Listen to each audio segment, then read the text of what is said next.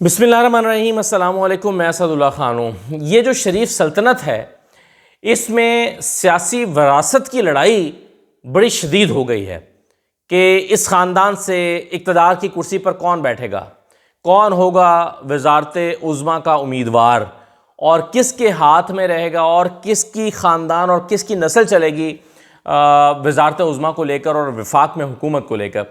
ये लड़ाई जो है वो अब फैसला कुन मोड़ में दाखिल हो रही है और इस सिलसिले में जो ख़बरें हमारे पास आ रही हैं लंदन से, वो बड़ी दिलचस्प हैं। देखें, जब शहबाज शरीफ साहब को वज़ीर आज़म बनाया गया था तो उस वक्त सूरत हाल ये थी कि मरीम नवाज़ इलेक्शन लड़ नहीं सकती थी, नाअहल हो गई थी, सज़ा याफ्ता हो गई थी, तो मजबूरी थी कि शहबाज शरीफ को वज़ीर आज़म बना दिया जाए।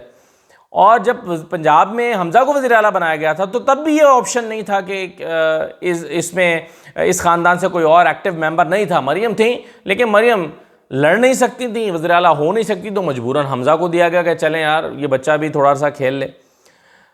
लेकिन जब शहबाज शरीफ वज़ीर आज़म थे, उनके वज़ीर आज़म होते हुए ये सवाल उठता रहा कि अगले वज़ीर आज़म का अगला उम्मीदवार कौन होगा, मरीम होंगी या शहबाज शरीफ होंगे। और ये एक सवाल जो है ये नवाज़ शरीफ साहब से लंदन में सहाफ़ियों के साथ होने वाली एक मुलाकात में एक सहाफ़ी ने किया। उन्होंने कहा कि नवाज़ शरीफ साहब ये बताएं कि अगला वज़ीर आज़म का उम्मीदवार जो है वो शहबाज शरीफ हैं या मरीम है। तो उस वक्त अभी ये पीडीएम की हुकूमत नहीं आई थी गालिबन, जहाँ तक मेरी याददाश्त काम करती है, या शायद आ गई थी। बहरहाल ये सवाल हुआ कि अगला उम्मीदवार कौन होगा, तो नवाज़ शरीफ ने उसका जवाब दिया कि आप ये क्यों नहीं कहते कि जी मैं वापस आऊँ और मैं वज़ीर आज़म बनूँ। एक तो ये बात। दूसरी बात, उन्होंने किसी मौके पर यह नहीं कहा कि जी मरीम उम्मीदवार नहीं होंगी, उम्मीदवार तो जो है वो शहबाज शरीफ ही होंगे। तो अब एक ऐसा मौका आया है जब जैसे ही मरीम क्लियर हुई हैं अदालत से और उनके लिए रास्ते खुल गए हैं और अब वो वज़ीर आज़म भी हो सकती हैं, वो वज़ीर आला भी हो सकती हैं, तो वो जनाब यहाँ से फ़्लाइट पकड़ी और सीधी पहुँची है लंदन। लंदन जाके उन्होंने कहा कि अब्बा जान, अब तो मैं वज़ीर आज़म बन सकती हूँ, तो फिर मुझे ही वज़ीर आज़म होना चाहिए। आपकी औलाद तो मैं हूँ, वोट तो आपका है, पार्टी तो आपकी है, हुकूमत तो आपकी चलती है, तो आप अगर नहीं हैं तो फिर मैं हूँ और आपके बाद जो है वो ये विरासत मेरी बनती है, मुझे लेकर चलना चाहिए। इसके साथ साथ उन्होंने यकीनन और भी बहुत सारी चीज़ें कही होंगी कि जी इनसे चल नहीं रहा, इनकी टीम नालायक है, पहले मिफ्ता को ले आए, मिफ्ता नालायक निकला, बुरा हाल कर दिया है, मीडिया इनसे कंट्रोल नहीं हो रहा, इनकी चीज़ें ठीक नहीं हो रही, इनके बड़े मामलात हैं, मसाइल हैं, तो ये चीज़ें तो मैं ही कर सकती हूँ, मैं लेकर चल सकती हूँ। तो और फिर उसके बाद इलेक्शन हो गए। जब इलेक्शन हुए 16 अक्टूबर के, तो उसमें फिर एक और मसला हो गया। तो फिर जब 16 अक्टूबर के इलेक्शन हुए तो उसके बाद एक मौका भी मिल गया नवाज़ शरीफ साहब को और उन्होंने ज़राए से ये ख़बर चलवाई 2 दिन पहले। अगरचे मुझे 2 दिन पहले से बात करनी चाहिए थी, लेकिन वक्त नहीं मिला, कुछ और मामलात में इस कदर उलझे हुए थे। बहरहाल 2 दिन पहले फिर उन्होंने इस सोर्सेज से ये ख़बर चलवाई कि जी नवाज़ शरीफ जो हैं वो बड़ा नाराज़ हैं और ये जो इलेक्शन हारे हैं पंजाब की तमाम सीटें सिवाय एक के, सूबाई असम्बली की एक सीट से जीत पाए, तो उसमें उनको जितनी वजाहतें दी गई हैं, जो तावीलें दी गई हैं, नवाज़ शरीफ ने वो तावीलें मुस्तरद कर दी हैं और उन्होंने अब बड़े फ़ैसले कर लिए हैं और अब वो डिसाइड करेंगे कि पार्टी को कैसे लेकर चलना है। और इस सिलसिले में हुआ ये है कि पार्टी का ओहदा और हुकूमत का ओहदा ये अलग-अलग कर दिए हैं। यानी नवाज़ शरीफ शहबाज शरीफ वज़ीर आज़म, उनको वज़ारत उज़्मा से तो ज़ाहिर अभी नहीं हटाया जा सकता, लेकिन वो पार्टी नहीं चलाएंगे क्योंकि उनसे पार्टी चल नहीं रही। जब वो वज़ीर आज़म है तो पार्टी को टाइम नहीं दे पा रहे। तो बुनियादी तौर पर यह ओहदा क्रिएट करना है मरियम और उनके अंकल्स के लिए। तो अब ख़बर जो सोर्सेज से चली वो ये थी कि हुकूमती और पार्टी के ओहदे अलग-अलग होंगे।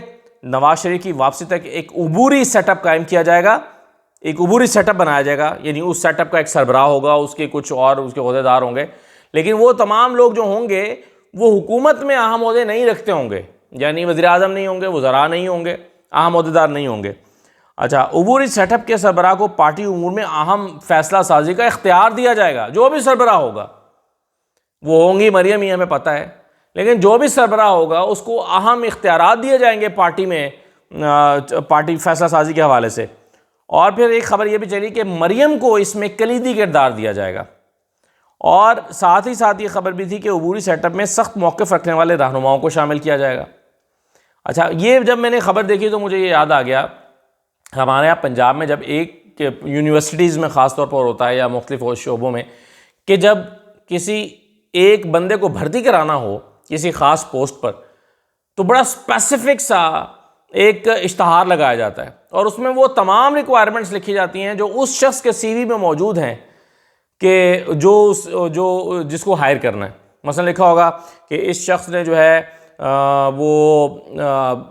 कम अज़ कम फ़लाँ मुल्क से, यूके से या अमेरिका से फ़लाँ सब्जेक्ट में पीएचडी की हो, उसकी ये स्पेशलिटी होनी चाहिए, उसको अमेरिका की बड़ी लैब्स में काम करने का या बड़ी यूनिवर्सिटीज़ में काम करने का 5 साल का तजर्बा हो, और उसका जो रिसर्च पेपर्स हैं वो इतने हों, और उसके रिसर्च पेपर्स में जो है वो ये टॉपिक्स पर काम हुआ हो। ऐसे रिक्वायरमेंट है। अब जब वो आएगा, इंटरव्यूज़ आएंगे, तो जाहिर है वही शख्स सबसे ज़्यादा क्वालिफाई करता होगा जिसके लिए इश्तहार चलेगा, तो वो उसको जॉब दे दी जाएगी। तो ये पढ़ के ही मुझे ऐसा लगा कि ये इश्तहार उन्हीं लोगों के लिए है जो लोग इसके लिए क्वालिफाई करते हैं। मसलन अबूरी सेटअप में सख्त मौक़िफ़ रखने वाले रहनुमाओं को शामिल किया जाएगा, मरियम नवाज़ को कलीदी ओहदा दिया जाएगा, उनको पूरा इख्तियार होगा। अब आप इसको ज़रा समझने की कोशिश करें। मरियम नवाज़ अगर पार्टी की अबूरी तौर पर सदर बना दी जाती हैं, उनके साथ उनके 3-4 अंकल्स को शामिल किया जाता है, यानी आपने ज़ाहिर है पार्टी और हुकूमती ओहदे अलग-अलग करने हैं ना। तो शायद खाकान अब्बासी के पास कोई हुकूमती ओहदा नहीं है, तो शायद खाकान अब्बासी सख्त मौक़िफ़ भी रखते हैं, तो उनको डाल दिया जाएगा। फिर उनके साथ लगाया जाएगा जनाब अंकल परवेज़ रशीद साहब को, जिनके पास कोई पार्टी का ओहदा नहीं है, जो सरकारी ओहदा नहीं है, जो कोई वज़ीर नहीं है, और वो तो बेचारे सेनेटर भी नहीं बन सके थे, लेकिन मौक़िफ़ उनका बहुत सख्त है, तजर्बाकार भी हैं, मरियम के करीब भी हैं, बहुत करीब अंकल हैं। और जब वो अदालत आती हैं तो राइट साइड वाली चेयर पर वो बैठे होते हैं, तो परवेज़ रशीद साहब होंगे, जावेद लतीफ़ साहब होंगे। तो ऐसे 2-3 लोगों को जो सख्त मौक़िफ़ रखते हैं और जनाब जेल जाने से घबराते नहीं हैं, डट जाते हैं, जिससे को गालियाँ डलवानी हो वो दे सकते हैं, तो ऐसे शख्सियात को पार्टी में कलीदी ओहदे दिए जाएंगे। नाम किसी का नहीं बताया गया, लेकिन मैंने आपको अपनी तरफ से नाम पल्लेों बता दिए हैं कि भाई ये 3-4 लोग हो सकते हैं। और अब इसमें मसला क्या है? इसमें यह है कि जब पार्टी का इख्तियार आपके हाथ से निकल गया, तो वज़ीर आज़म शहबाज शरीफ तो पहले ही बेचारे चंद किलोमीटर के वज़ीर आज़म है, 23 किलोमीटर के वज़ीर आज़म है, तो हुकूमत का इख्तियार उनके पास ऑलरेडी नहीं है, पार्टी का इख्तियार उनके हाथ से चला जाएगा, तो वो बेचारे रह जाएंगे डमी वज़ीर आज़म, और उनको किया जाएगा कमज़ोर, और परफॉर्म वो कर नहीं सकेंगे। तो फिर कहा जाएगा शहबाज शरीफ साहब आपको तो मौका दिया, लेकिन आपसे जो है ना वो कारकर्दगी दिखाई ना जा सकी। हमने हालांकि वहाँ से सागडार को भी भेजा, आपको सपोर्ट भी दी, लेकिन नहीं, ना आपसे चला ना आपके बेटे से चला। तो अब चले मरियम को वज़ीर आज़म का मौका देकर देखते हैं। तो वज़ीर आज़म की उम्मीदवार जो है वो क्वालिफाई कर जाएंगी मरियम नवाज़, क्योंकि वो पार्टी भी चला रही होंगी, पार्टी का उनके पास ओहदा भी होगा, तजर्बा भी हो जाएगा, सख्त ज़बान भी इस्तेमाल करेंगी, हार्ड लाइनर भी होंगी, जलसे भी कर लेंगी। तो जनाब मरियम नवाज़ साहिबा जो हैं वो टेक ओवर कर लेंगी शहबाज शरीफ साहब से। ये मंसूबा बनाया गया है, और ये मंसूबा मरियम नवाज़ की ख्वाहिश पर बनाया गया है। जब वो यहाँ से गई हैं तो जाकर उन्होंने पूरा अब्बा जी को पूरा एक सिनेरियो क्रिएट करके दिया है। ठीक है बेटा, जाहिर है हमारे ख़ानदान में मेरे बेटे अगर काम नहीं कर, वो सियासत में नहीं आ रहे, तो तुम्हारा ही राइट बनता है, तुम नहीं आना है। और राइट तो ये मियाँ नवाज़ शरीफ की फ़ैमिली का ही बनता है, शहबाज शरीफ की फ़ैमिली का तो बनता नहीं है। उनका बनता तो अगर पंजाब में अगर कहीं मौका मिल जाए तो बनता है, क्योंकि उनकी किस्मत में ये नहीं लिखा हुआ कि उन्होंने वफाक में भी आके अपना रोल प्ले करना है बड़े ओहदों पर।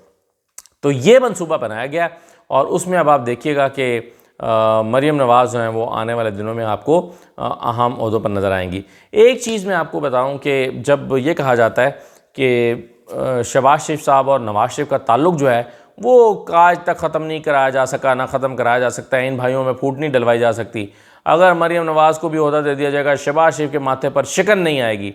हो सकता है ऐसा ही हो, लेकिन क्या इस बात की भी गारंटी है कि हमज़ा के माथे पर भी शिकन ना आए और हमज़ा भी इसको माइंड ना करें? और ये जो बॉन्डिंग रही है शहबाज शरीफ और नवाज़ शरीफ की, क्या ये लाजमी बात है कि ये बॉन्डिंग अगली नस्ल में भी कायम रहनी है, और वही ताल्लुक़ जो नवाज़ शरीफ और शहबाज शरीफ का है वही ताल्लुक़ हमज़ा और हुसैन का या हमज़ा और मरियम का भी बरकरार रहना है? तो ये कोई ज़रूरी नहीं है। तो यहाँ पर जो है वो जैसे ही मरियम नवाज़ वज़ारत उज़्मा के लिए उम्मीदवार बनेंगी और पार्टी की सरबराही जो मौजूदा अबूरी सेटअप है उसकी सरबराही उनको मिलेगी, तो शहबाज शरीफ और उनके ख़ानदान के लोग यकीनन इससे बहुत एनॉय भी होंगे, इससे अपसेट भी होंगे। देखिए क्या होता है। इजाज़त दीजिए, अल्लाह हाफ़िज़।